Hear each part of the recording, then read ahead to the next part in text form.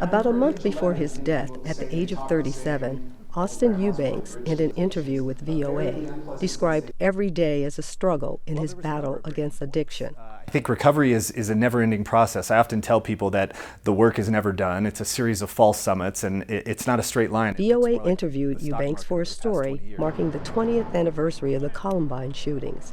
On April 20th, 1999, two student gunmen killed 13 people and wounded 23 others at Columbine High School near Denver, Colorado. Eubanks was wounded.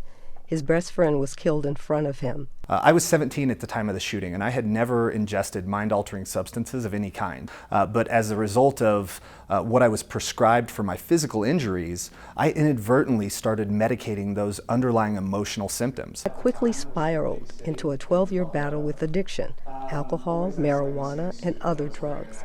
Eubanks eventually entered a 14-month-long treatment program. After the initial recovery, he became a motivational speaker on drug addiction and recovery. If I stub my toe, there's a pill for that. If I'm sad, there's a pill for that. It's how children cope with stress that determines how they're going to live in the future.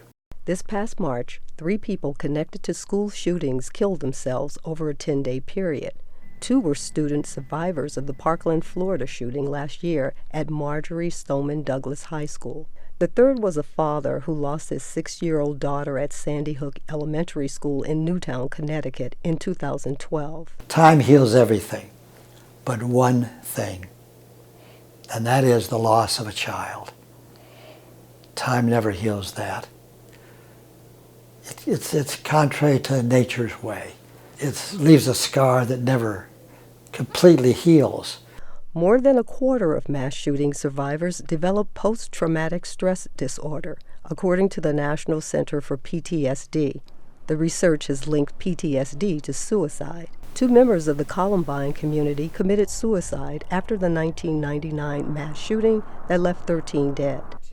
Paula Reed, who taught at the school, says she struggled with PTSD and had suicidal thoughts. The pain is grinding, and it feels like it's never going to stop. As for the Columbine shooting survivor who died over the weekend, his family says the 37-year-old Eubanks lost his battle with the same disease he tried to help others combat.